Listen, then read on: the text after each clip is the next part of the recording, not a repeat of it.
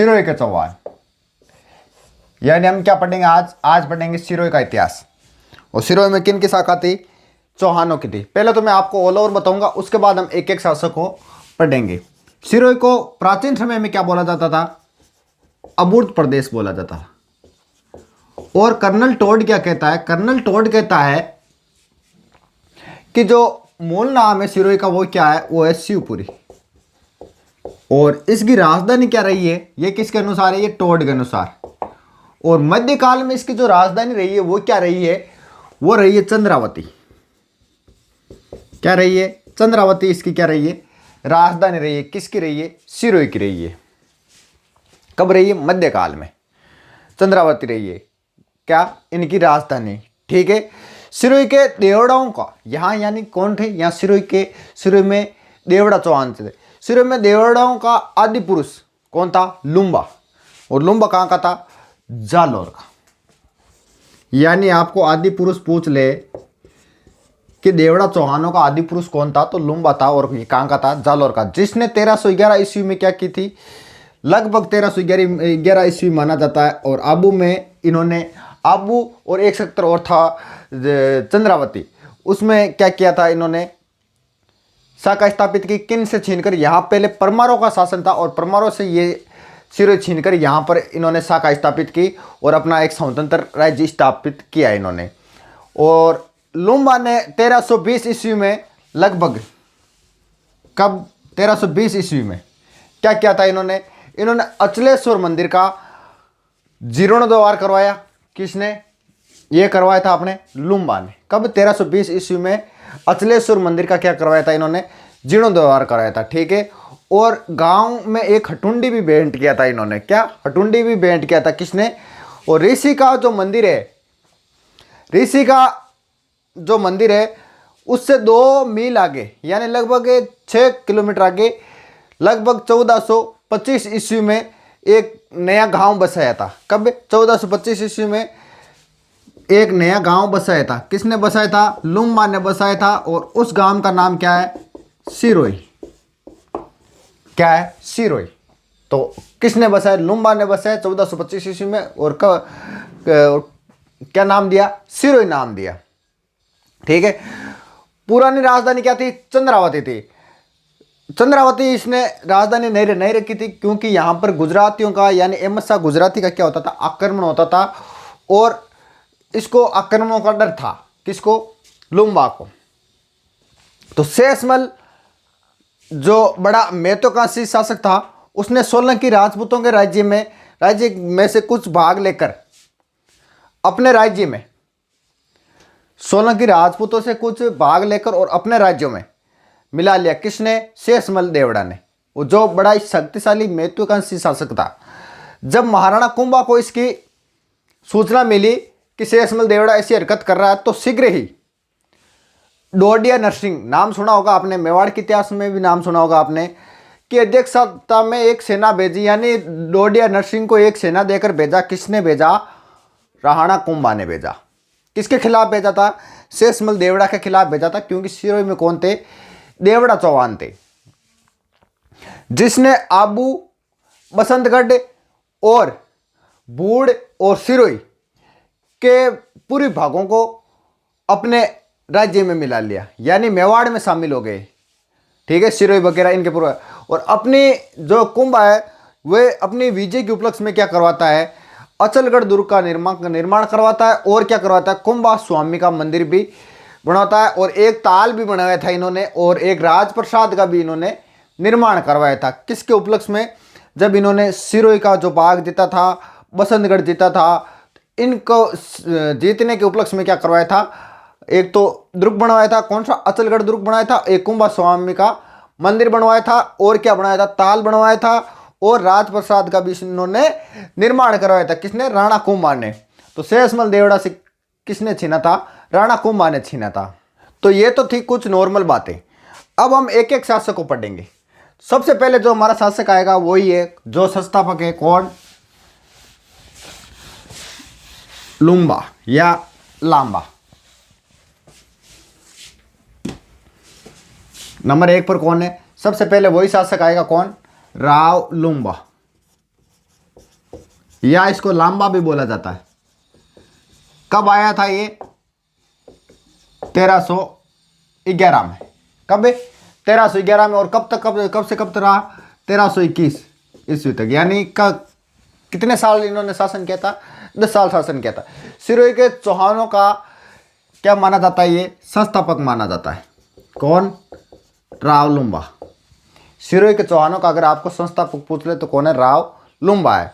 और यहाँ पर किसकी शाखा थी? यहाँ देवड़ाओं की शाखा थी, यानी देवड़ा शासक था। कौन था? राव लुम्बा क्या था? देवड़ा शासक था। इसलिए सिरोही में कौन थे? देवड़ा चौहान थे और देवड़ा कहलाए। ठीक है, देवड़ा चौहानों का ये शासक था। ठीक है, और उसके बाद सिरोही में कौन रह गए? देवड़ा चौहान रह गए। उसने आबू और चंद्रावती को परमारों से छीनकर अपने अधीन किया और चंद्रावती को क्या बनाया? अपनी राजधानी बनाया। यानी राव लुम्बा की राजधानी कौन सी थी? चंद्रावती। किन से छीनी थी? परमारों से छीनी थी। किससे छीनी थी? परमारों से छीनी थी। उसके बाद शासक बना शिवभान। शिवभान या शिवबान, शिवबान या शिवबान। इसके बाद शासक शिवबान ने 1405 ईस्वी में क्या किया था? शिवपुरी नगर बसाया था। शिवपुरी नगर कब बसाया था? 1405 ईस्वी में। शिवपुरी नगर की क्या की थी? इन्होंने स्थापना की। और चंद्रावती की जगह इसी को क्या बना लिया था? इसने राजधानी बना लिया था। पहले कौन थी? पहले थी चंद्रावती, उसके बाद क्या रह गई? शिवपुरी रह गई। उसके बाद वही जो हम अभी जिक्र कर रहे थे, कौन? शेषमल देवड़ा। शेषमल देवड़ा जिसे क्या हुआ था? राणा कुंभा ने इससे कुछ सेक्टर छीना था। शिवबान का पुत्र था ये। कौन? शेषमल देवड़ा, जिसने 1425 ईस्वी में सिरोही बसाकर इसे राजधानी बनाया। यानी कब? अभी मैंने बताया कब बसाया था? 1425। देखो अलग अलग किताबों में अलग अलग डेटें मिलती है। ठीक है, 1425 ईस्वी में क्या बसाया था इन्होंने? सिरोही बसाया था। ऑल ओवर आपको याद रखना है सिरोही कब बसा? 1425 में। ठीक है, कब बसा? 1425 ईस्वी में बसा। ठीक है, क्योंकि अलग अलग किताबों में अलग अलग चीज़ें दी हुई है। और इसी को क्या बनाया इन्होंने? शेषमल देवड़ा ने राजधानी बनाया था। इसके समय राणा कुंभा ने, वो मैंने आपको बता दी थी, आबू, बसंतगढ़ और सिरोही का जो पूरी भाग है उस पर क्या कर लिया था? अधिकार कर लिया था। और विजय के उपलक्ष्य में क्या करवाया था? राणा कुंभा ने अचलगढ़ दुर्ग बनाया था। और क्या किया था? उसमें कुंभा स्वामी का भी मंदिर बनाया था और एक ताल भी बनाई थी और राजप्रसाद का भी निर्माण इन्होंने करवाया था। तो ये क्या हो गया था? हमारा शेषमल देवड़ा। नॉर्मल एक एक बातें। पहले राव लुम्बा के समय चंद्रावती राजधानी रही। उसके बाद क्या रही? उसके बाद जो शासक बना शिवबान, उसने चंद्रावती की जगह शिवपुरी रखी। और उसके बाद शेषमल देवड़ा ने सिरोही बसाया 1425 ईस्वी में और उसी को क्या बनाया? राजधानी बनाई। और इसके समय राणा कुंभा का इस पर क्या हुआ था? आक्रमण हुआ था और इससे क्या छीन लिया था? इससे कुछ भाग छीन लिया था, जैसे आबू है, बसंतगढ़ है और सिरोही का जो पूर्वी भाग है, ये सेक्टर इसने छीन लिए थे। और उसके बाद इस विजय के उपलक्ष्य में, यानी जीत की खुशी में क्या बनवाया था? अचलगढ़ दुर्ग बनाया था और कुंभा श्याम का मंदिर बनाया था। किसने बनाया? राणा कुंभा ने बनवाया। इसके बाद जो शासक बना था वो बना था लाखा देवड़ा।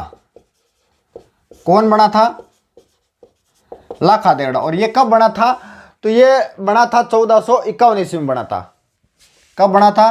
1451 ईस्वी में। और कब से कब तक रहा था? 1483 ईस्वी तक ये शासक रहा था। कहाँ का? सिरोही का। लाखा ने सिरोही में क्या बनाया था? एक लाखा नाव नामक तालाब बनाया था। लाखा नाव तालाब बनाया था। किसने बनाया था? ये बनाया था अपने लाखा देवड़ा ने बनाया था। ठीक है, इसने सिरोही में खोए हुए जो सेक्टर थे, जैसे आबू था, सिरोही का पूरी भाग था, ये इसने वापस लिए थे। किसने लिए थे? लाखा देवड़ा ने। और इन्होंने वापस पुनः प्राप्त किया था उस सेक्टर को लाखा देवड़ा ने। जो सिरोही के खोए हुए सेक्टर थे उन पर पुनः अधिकार किया था इन्होंने। उसके बाद शासक बना कौन? जगमाल देवड़ा। कौन बना था इसके बाद शासक? जगमाल देवड़ा शासक बना था। कब से कब बना था इसकी कोई खास डिटेल नहीं आती है। ऐसा बताया जाता है कि ये जो जगमाल देवड़ा है ये किसका पुत्र है, ये लाखा का पुत्र है। कौन? जगमाल देवड़ा जो है ये किसका पुत्र है, लाखा का पुत्र है। लाखा देवड़ा का पुत्र कौन है, जगमाल देवड़ा पुत्र है, ठीक है।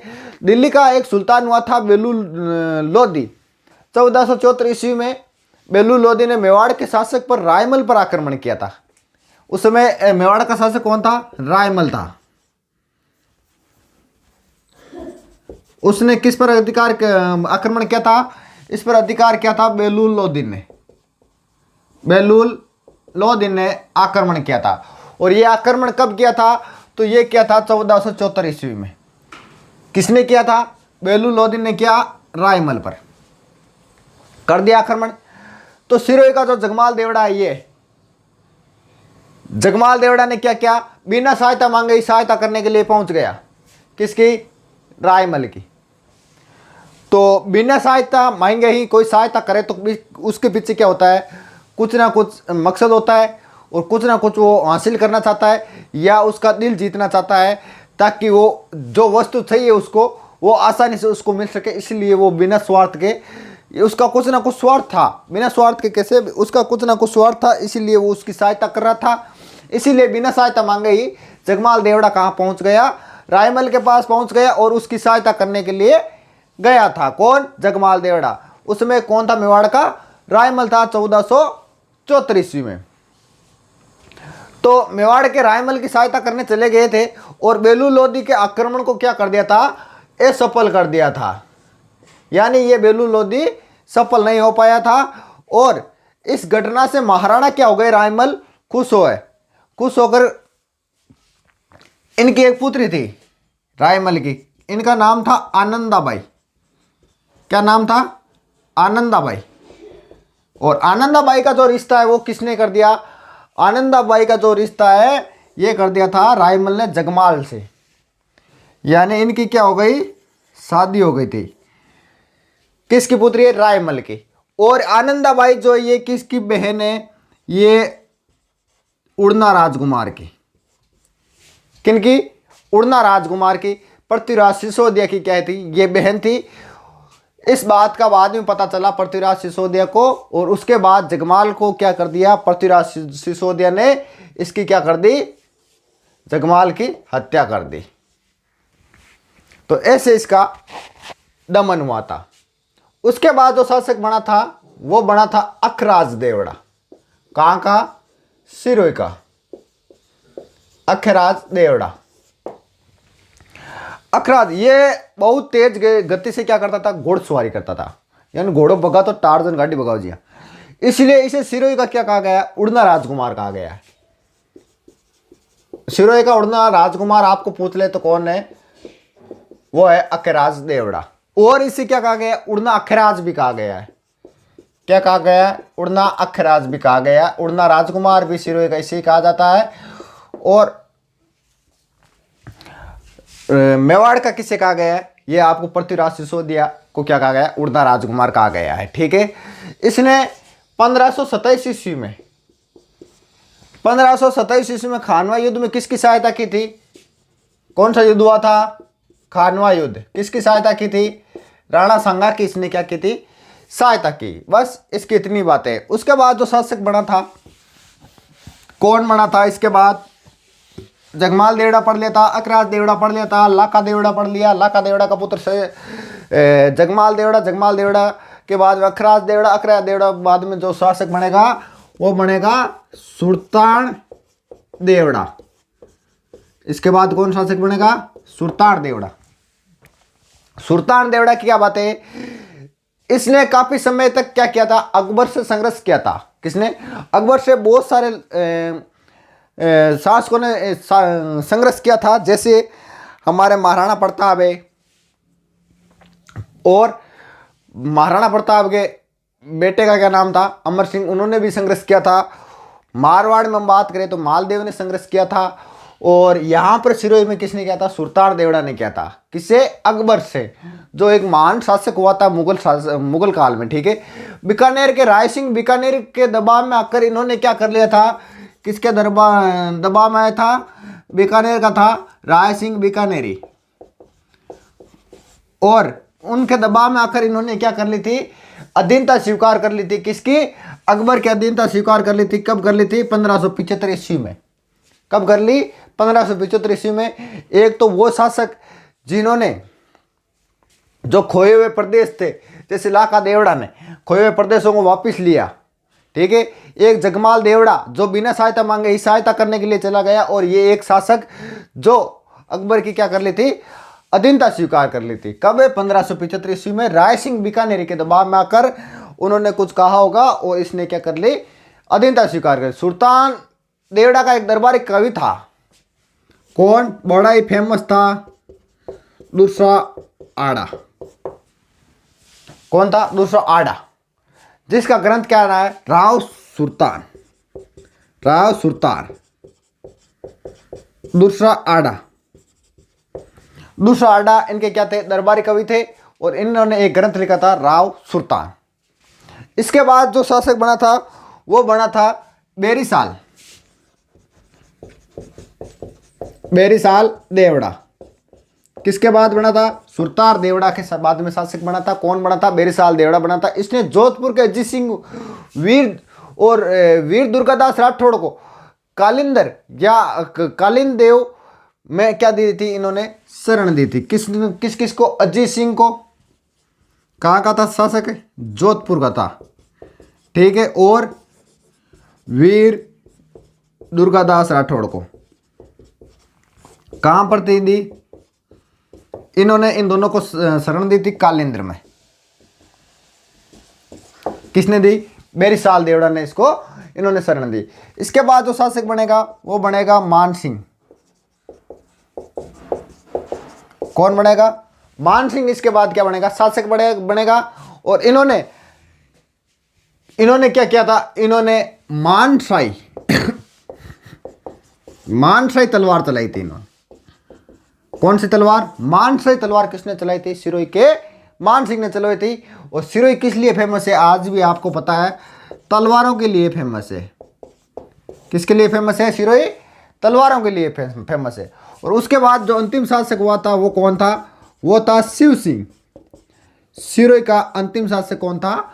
शिव सिंह शासक बना। शिव सिंह की क्या बात है, इसने 11 सितंबर, कब? 11 सितंबर 1823 में, 11 सितंबर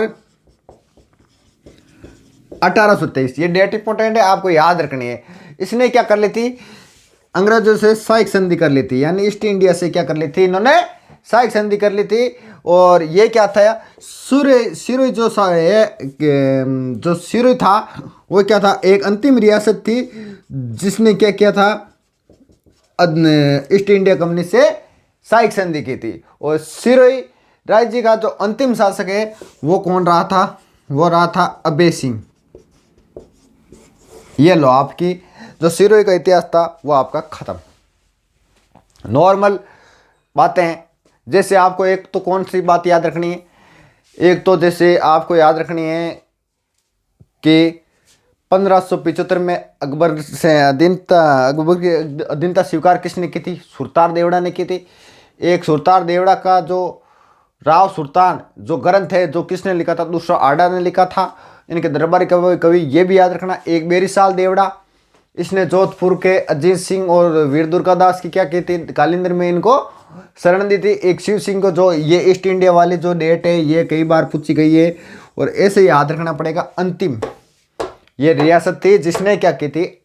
ईस्ट इंडिया कंपनी से सहायक संधि की थी। कब की थी? 11 सितंबर 1823 को की थी। क्योंकि सहायक संधि कब से शुरू होती है? 1818 से होती है और 1823 तक चलती है, और अंतिम रियासत यही थी, ठीक है।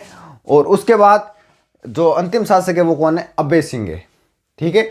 और एक अखराज देवड़ा की आप बात याद रखो तो रख सकते हो। इसको क्या कहा जाता है? उड़ना राजकुमार या उड़ना अखराज कहा जाता है। और 1527 में इसने किसकी सहायता की थी? खानवा युद्ध में राणा सांगा की इसने सहायता की थी, ठीक है। तो ये था हमारा सिरोही का इतिहास।